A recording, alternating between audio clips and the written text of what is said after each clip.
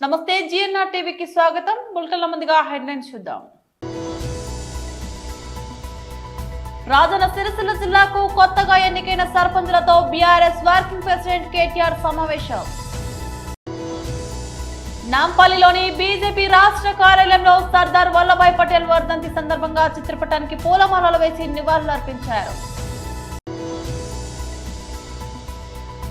మాజీ మంత్రి గుంటూరు జిల్లా వైఎస్ఆర్సీపీ అధ్యక్షులు అంబటి రాంబాబు ప్రెస్ మీట్.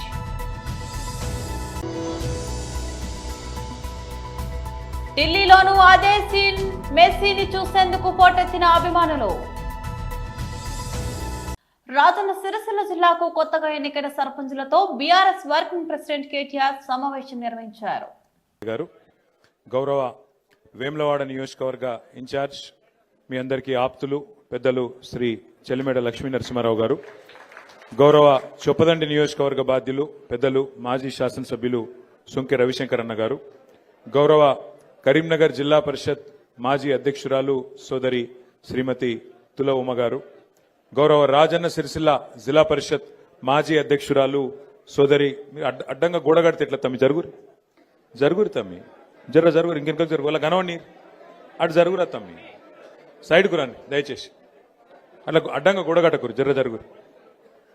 రాజన్న సిరిసిల్ల జిల్లా పరిషత్ తొలి అధ్యక్షురాలు మా సోదరి శ్రీమతి న్యాలకొండ అరుణా రాఘవరెడ్డి గారు, గౌరవనీయులు సెస్ చైర్మన్ గారు సోదరులు చిక్కాల రామారావు గారు, మార్క్ఫెడ్ మాజీ అధ్యక్షులు సోదరులు శ్రీ లోక బాపిరెడ్డి గారు, కరీంనగర్ జిల్లా పరిషత్ మాజీ ఉపాధ్యక్షుడు తమ్ముడు సిద్ధం వేణు గారు, గౌరవనీయులు మన సీనియర్ నాయకులు ఏనుగు మనోహర్ రెడ్డి గారు, సిరిసిల్ల పట్టణ పార్టీ అధ్యక్షులు జిందం చక్రపాణి గారు, గౌరవనీయులు తంగలపల్లి మండల అధ్యక్షులు శ్రీ గజబింకర్ రాజన్న గారు, వేదికపైన ఆసీనులైన సెస్ ఉపాధ్యక్షులు సోదరుడు తిరుపతి గారు, సెస్ డైరెక్టర్లు, వివిధ మండలాల పార్టీ అధ్యక్షులు, అట్లాగే మాజీ జెడ్పీటీసీలు, మాజీ ఎంపీపీలు, గౌరవ రాష్ట్ర మరియు జిల్లా స్థాయి సీనియర్ నాయకులు, వేదిక ముందున్న మరి ఈరోజు ముఖ్యంగా పెళ్లి కొడుకులు పెళ్లి కూతుర్లు ఎవరైతే కొత్తగా సర్పంచులుగా గెలిచిన మా ఆడబిడ్డలకు, అన్నదమ్ములకు, పేరు పేరున ఉప సర్పంచులకు, వార్డు సభ్యులకు పేరు పేరున అందరికీ పార్టీ తరఫున శుభాకాంక్షలు. మా అందరి తరఫున కూడా గట్టిగా సపోర్ట్లు కొట్టాలి జర. హృదయపూర్వకమైన అభినందన. వేములవాడ నియోజకవర్గంలో 40 మంది సర్పంచులు గెలిచినారు, వారందరికీ ఒకసారి గట్టిగా చప్పట్లు. అట్లాగే తంగళ్లపల్లి మండలంలో 20 మంది సర్పంచులు గెలిచినారు, వారికి కూడా గట్టిగా చప్పట్లతో అభినందనలు. బోయిన్పల్లి మండలంలో 9 మంది గెలిచినారు, వారికి కూడా హృదయపూర్వకంగా అభినందనలు. ఇల్లంతకుంట మండలంలో 14 మంది గెలిచినారు, వారికి కూడా గట్టి కొట్టాలి సపోర్ట్. మొత్తం 2 దశల్లో జరిగిన ఈ ఎన్నికల్లో మరి 83 మంది వేములవాడ, అదేవిధంగా ఇల్లంతకుంట, బోయిన్పల్లి, తంగళ్లపల్లి కలిపితే 83 మంది సర్పంచ్లుగా గెలిచిన బీఆర్ఎస్ మద్దతుదారులందరికీ పేరు పేరున అభినందనలు. అయితే చాలా మంది పెద్దలు మాట్లాడి చాలా విషయాలు మీకు చెప్పే ప్రయత్నం చేసినారు. ముందుగా మీకు ఒక్కసారి మీ హక్కుల గురించి కూడా తెలుసుకోవాల్సిన బాధ్యత, అసలు ప్రభుత్వాలు ఎట్లా పనిచేస్తాయో తెలుసుకోవాల్సిన బాధ్యత కూడా మీ మీద ఉన్నది.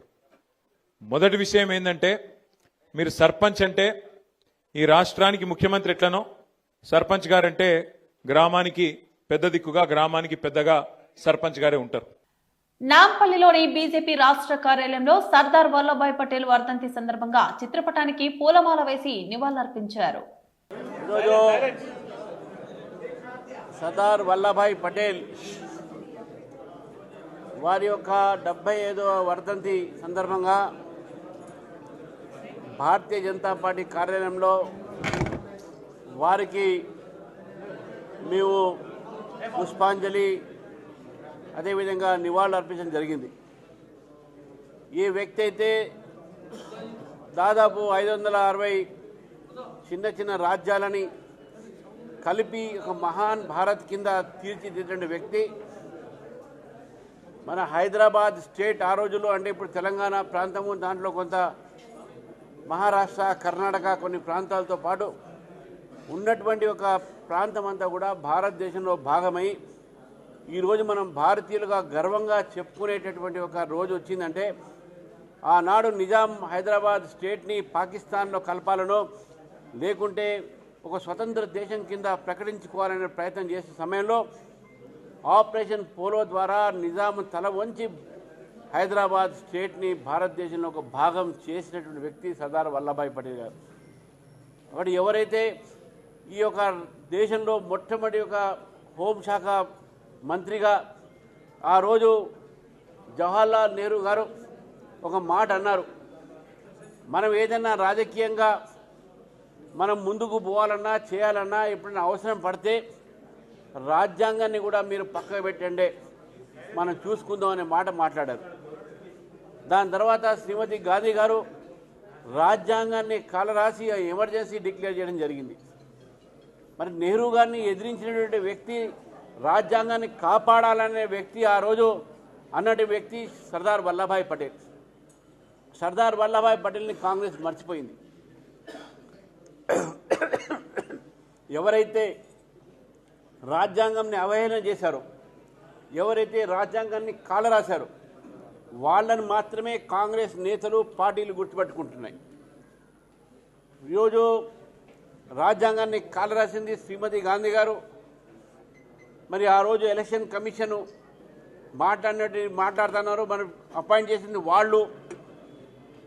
వాళ్ళ సమయంలో ఎలక్షన్ కమిషన్లు అపాయింట్ చేస్తే ఆ రోజు అద్వానీ గారు పార్లమెంట్లో అడిగారు, ఎలక్షన్ కమిషన్ ఆఫ్ ఇండియా నిర్ణయంలో అపోజిషన్ పాత్ర ఉండాలి, లీడర్ ఆఫ్ అపోజిషన్కు ఛాన్స్ ఏంటంటే అవసరం లేదని చెప్పడం జరిగింది.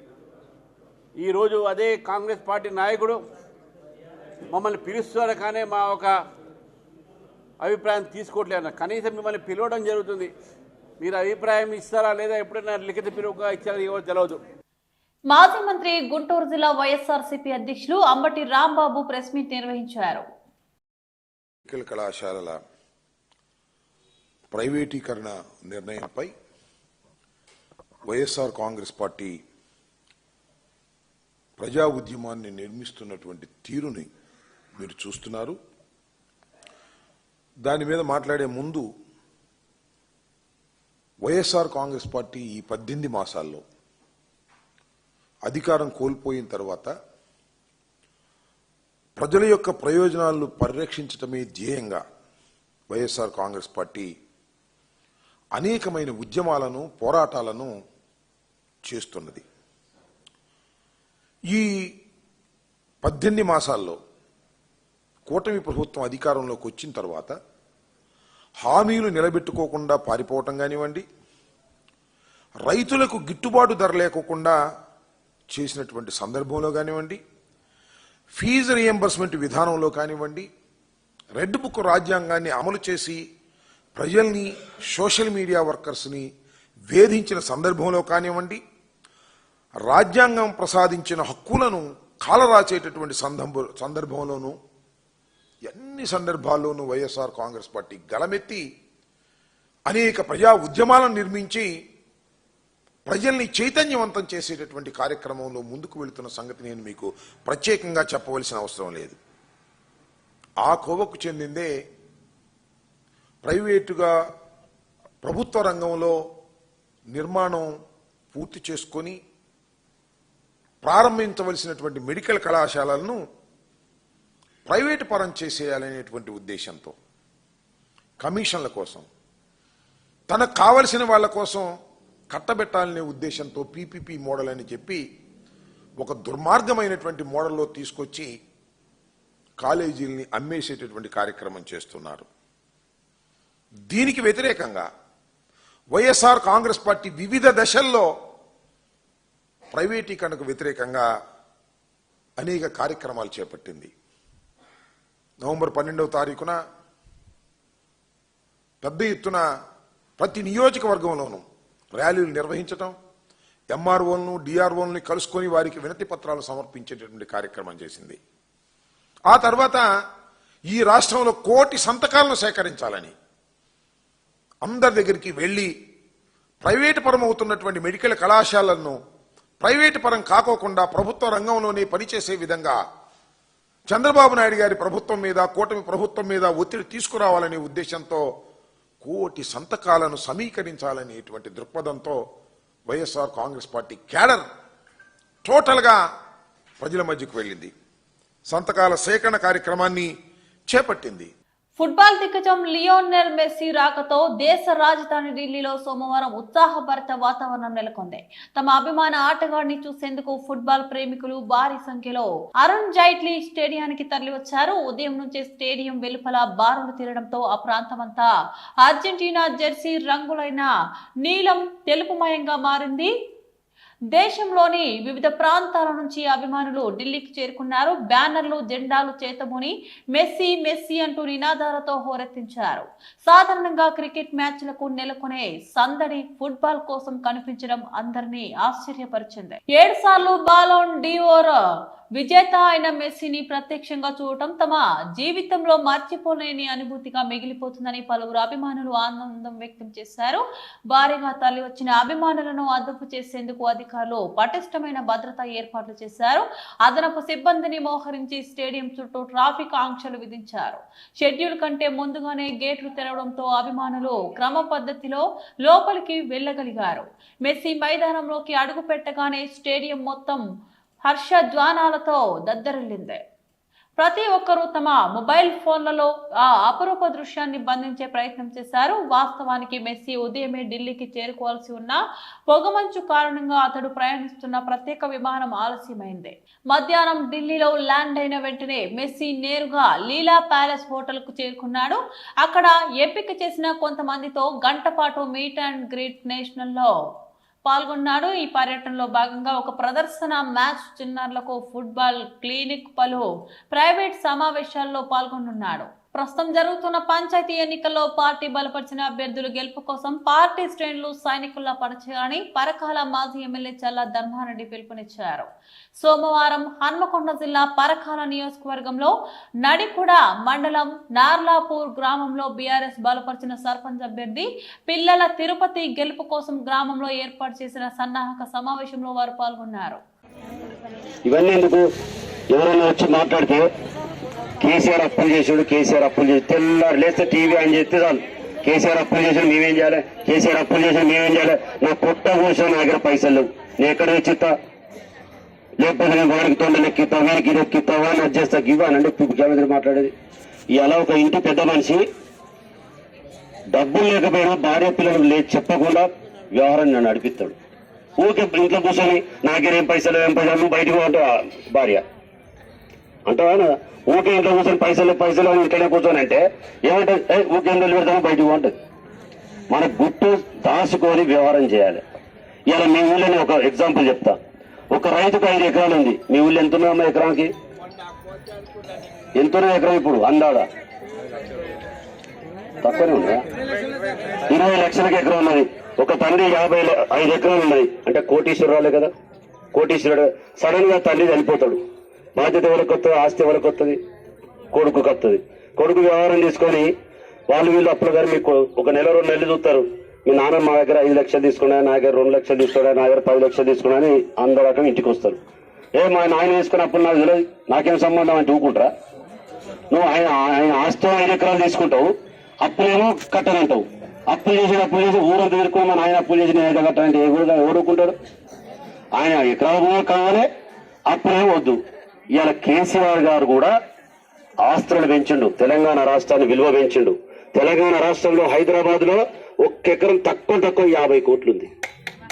రేవంత్ రెడ్డి మొన్న భూమి అమ్ముకుని పేపర్లు చూసి 1 ఎకరానికి 137 కోట్లకు అమ్మండు. 1 ఎకరం 130 కోట్లు. ఇది ప్లేస్ సరిపోదు, మీ ఊరు అంతా పరిస్థితి సరిపోదు. ఆ పైసలు 100 అమ్మినా లేదా? ఆ విలువ ఎవరు పెంచిండు? కేసీఆర్ ఆస్తి పెంచి ఇచ్చాడు మనకు. ఆ ఆస్తి కావాలి, అప్పులో అయితే కట్టనంటావు. పోనీ మొన్న అమ్ముకున్నావు కదా, అమ్ముకునే అందరు బాకీలు కట్టావా? ఆ బాకీలు కట్టినట్టు ఆయన కొత్త దుకాణం పెట్టుకున్నాడు ఇంకోటి. అంటే గిట్లాంటి మూర్ఖం ఇవన్నీ మీకు తెలియకపోతే ఏదో చెప్పిండు, ఆయన మైక్ లో చెప్పిండు వచ్చిపోతాడని అన్న అక్కడ మైక్ పెట్టి ఎవరు విన్నారు, కొంచెం కూర్చున్న పెట్టి నిమ్మగా మాట్లాడుతూ అవసరమైతే 1 గంట సేపు ఎక్కువ మంచిదే చర్చ పెట్టుకుందామని చెప్పిన. ఇవన్నీ నిజాలు. ఆస్తి కాదు, మన విలువలు పెంచిండు. ఈయన వచ్చాను మొన్నటి వరకు భూమి 20 లక్షలు అడిగినా నువ్వు ఇవ్వకపోయేది. ఇప్పుడు 15 లక్షలు ఇస్తానని కొంటోళ్ళాడు. మళ్ళా కొంటాడా? ఎక్కడ ఎందుకు పడిపోయింది? కాంగ్రెస్ ప్రభుత్వం వచ్చింది, భూముల రేట్లు పడిపోయినాయి, మన విలువలు తగ్గినాయి. ఇక్కడ కాదు, ఒక్క హైదరాబాద్ లో కూడా బ్రహ్మాండమైన రేట్లు తప్ప ఎక్కడికి పోయినా ఏ ఊరి పోయినా కొనటోడు దొరకట్లే. అరే మనం ఒక్కసారి ఏ ప్రాంతానికి పోయినా హైదరాబాద్కు ఔటర్ రింగ్ రోడ్ చుట్టూ మళ్ళీ అవతల 10 కిలోమీటర్ల వరకు చుట్టూ మళ్ళీ 10 కిలోమీటర్లకు 50 కోట్లకి ఎక్కడెక్కడ తక్కువ లేదు. ఇవి విలువ పెరగలే.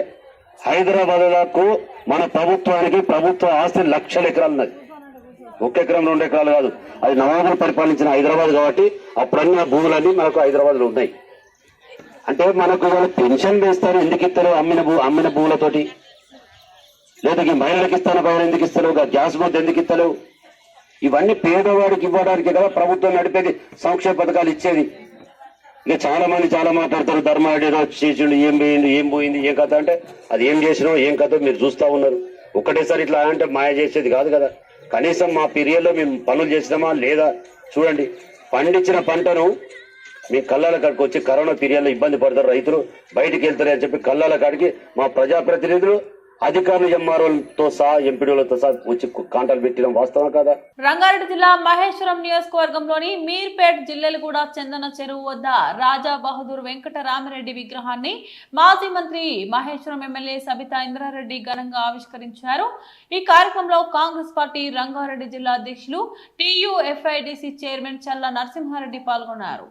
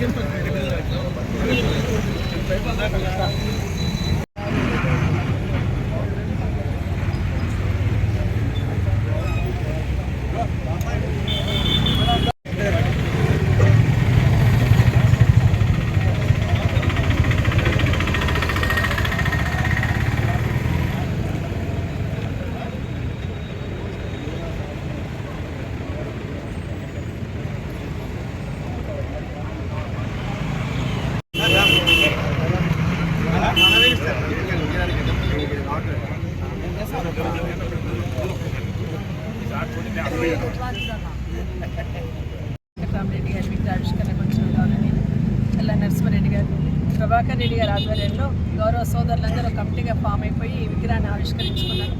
ఖర్చుకు లెక్క చేయకుండా మహానుభావుని ఇక్కడ ప్రతిష్ఠించుకోవాలని తలపు చేసి ఈరోజు విగ్రహావిష్కరణను చేసే అదృష్టాన్ని నాకు కల్పించున్నారు. వారికి ప్రత్యేకంగా ధన్యవాదాలు మా సోదరులకు అందరికీ. ఎందుకంటే మహనీయులను పెట్టుకుంటున్నప్పుడు వారి ఆశయాలను సాధిస్తూ ముందుకు పోవాలని ఆలోచనతో ప్రతి ఒక్కరం చేస్తూ ఉంటాం. ఈరోజు రాజా బహదూర్ వెంకటరామిరెడ్డి గారు ఈ సమాజానికి అందించిన సేవలు భవిష్యత్ తరాలకు కూడా తెలిసే విధంగా ఖచ్చితంగా నరసింహారెడ్డి గారు చెప్పినట్టు జయంతి వర్ధంతి చేస్తూ ఉంటేనే తెలవడానికి అవకాశం ఉంటుంది. కాబట్టి వారికి నివాళులు అర్పించుకోవాల్సిన అవసరం ఉంటుంది. ఎప్పుడైతే ప్రధానంగా మహిళలకి అమ్మాయిలకి చదువు చెప్పించాలనే ఆలోచన రాజా బహదూర్ వెంకటరామిరెడ్డి గారు పెద్దగా ఆలోచించారు. అప్పుడు నిజాం కాలం నాడు అమ్మాయిల చదువు ప్రాధాన్యత తెలుసుకొని ఒక మహిళ చదువుకుంటే కుటుంబం అంతా చదువుకున్నట్టే అని ఆలోచనతో ఆ రోజు వారు రెడ్డి కాలేజ్ ఏర్పాటు చేయడం జరిగింది, ఉమెన్స్. దాంట్లో నేను చదువుకున్నాను. చాలా సంతోషం. ఎందుకంటే ఎప్పుడైనా కాలేజ్ గుర్తు చేసుకుంటున్నప్పుడు వెంకటరామిరెడ్డి గారిని గుర్తు చేసుకుంటాను. ఎందుకంటే మహిళల కాలేజ్లో కూడా చదువుకునే అదృష్టం కలిగింది. అట్లా నాలాగే ఎంతోమంది అమ్మాయిలు ఆ కాలేజ్ నుండి పట్టా సర్టిఫికేట్ తీసుకొని బయటకు వస్తున్న ప్రతి సందర్భంలో వెంకటరామిరెడ్డి గారిని గుర్తు చేసుకుంటాను. గతంలో గౌరవ కేసీఆర్ కూడా ముఖ్యమంత్రిగా ఉన్నప్పుడు వారు కూడా మన పోలీస్ అకాడమీకి రాజా బహదూర్ వెంకటరామిరెడ్డి గారి పేరు పెట్టుకొని గౌరవించుకోవడం జరిగింది. ఎందుకంటే కమ్యూనిటీని బేస్ చేసుకొని, అంటే ఈ కమ్యూనిటీలో కూడా పేదవాళ్ళు ఉంటారు, ఈ కమ్యూనిటీలో కూడా అట్టారు వర్గాల వాళ్ళు ఉంటారు. కాబట్టి వాళ్ళ చదువుకు వాళ్ళ అభివృద్ధికి కూడా ల్యాండ్ కావాలంటే బుద్ధివెళ్ళి ఆ రోజు అలాట్ చేయడం జరిగింది. ప్రభుత్వాలు ఏ వచ్చినా కూడా ఏ వర్గమైనా కూడా ప్రతి వర్గంలో అత్యున్నత కింది స్థాయి ఉన్న వాళ్ళు ఉంటారు, కొంత ఎదిగిన వాళ్ళు ఉంటారు. సో ఈ కమ్యూనిటీలో కూడా దీంట్లో కూడా ఉంటుందనే ఉద్దేశంతో రిజర్వేషన్ ఇవ్వడం కానీ, అదేవిధంగా ల్యాండ్ అలాట్ చేయడం కానీ ఆ రోజు జరిగింది. వారికి కూడా ధన్యవాదాలు తెలియజేస్తూ, ఎక్కడున్నా కూడా ఎవరమైనా కూడా ఈరోజు ఇక్కడ అన్ని విగ్రహాలు ప్రతిష్ఠించుకున్నామంటే నిజంగా జిల్లాలు కూడా చేసుకున్న పుణ్యం అనుకుంటాను. ఈ చెరువు కట్టని ఆ రోజు గతంలో ఉన్న పెద్ద మనుషులందరూ ఏదైతే గొలుసు కట్టి చెరువు తీసుకొచ్చారు. భారత సైన్యం తన సామర్థ్యాన్ని మరింత పెంచుకునే దిశగా కీలక నిర్ణయం తీసుకుంది. ఆత్మ నిర్భర్ భారత్ స్ఫూర్తితో సుమారు 5,000 కోట్ల విలువైన పూర్తి దేశీయ డ్రోన్ల కొనుగోలుకు ఆర్డర్లు ఇచ్చేందుకు సిద్ధమైంది. శత్రు దేశాల నుంచి ఎదురయ్యే జామింగ్, స్పూఫింగ్ వంటి ఎలక్ట్రానిక్ యుద్ధ తంత్రాలను సమర్థవంతంగా ఎదుర్కొనేలా ఈ డ్రోన్లను ప్రత్యేకంగా రూపొందించారు. గతంలో పాకిస్తాన్ ఉగ్రవాద సంస్థలపై చేపట్టిన ఆపరేషన్ సింధూర్ సమయంలో ఎదురైన సవాళ్లను దృష్టిలో ఉంచుకొని సైన్యం ఈ డ్రోన్ల కోసం కఠినమైన పరీక్షలు నిర్వహించింది. అత్యవసర కొనుగోలు నిబంధనల కింద ఈ ప్రక్రియను చేపడుతుండగా కేవలం దేశీయ ప్రభుత్వ, ప్రైవేట్ సంస్థలకు మాత్రమే అవకాశం కల్పించారు. ముఖ్యంగా ఈ డ్రోన్లలో చైనాకు చెందిన విడి భాగాలు ఏమాత్రం ఉండకూడదనే నిబంధనను కఠినంగా అమలు చేస్తున్నారు. ది ఎకనామిక్ టైమ్స్ కథనం ప్రకారం సైన్యం 3 రకాల అవసరాల కోసం ఈ డ్రోన్లను సమకూర్చుకోనుంది. వీటిలో తక్కువ దూరంలోని లక్ష్యాలను ఛేదించే కామికేజ్ లేదా లోయిటరింగ్ డ్రోన్లు, సుదూర లక్ష్యాలను గుర్తించి ధ్వంసం చేసి తిరిగి వెనక్కి రాగల ప్రెసిషన్ డ్రోన్లు, నిఘా కోసం ఉపయోగించే UAVలు ఉన్నాయి. ఈ డ్రోన్ల ఎంపిక కోసం భారత సైన్యం ప్రత్యేకంగా ఒక ఎలక్ట్రానిక్ వార్ఫేర్ టెస్టింగ్ జోన్ను ఏర్పాటు చేస్తుంది. ప్రయోగం మొదలైనప్పటి నుంచి తీవ్రమైన జామింగ్ పరిస్థితులను సృష్టించి వాటి పనితీరును పరీక్షించింది.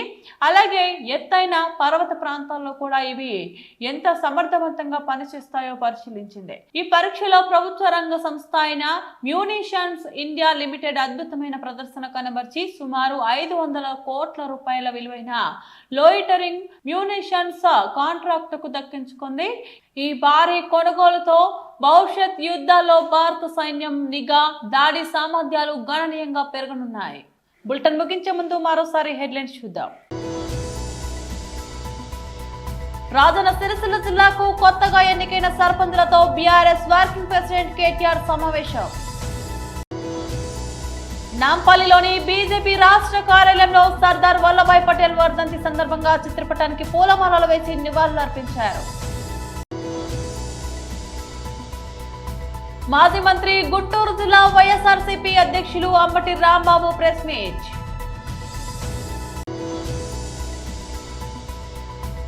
ఢిల్లీలోనూ అదే సీన్, మెస్సీని చూసేందుకు పోటెత్తిన అభిమానులు. ఇవి బులెటిన్ అప్డేట్స్. మరో బులెటిన్లో మళ్ళీ కలుద్దాం. అంతవరకు సెలవు, నమస్తే.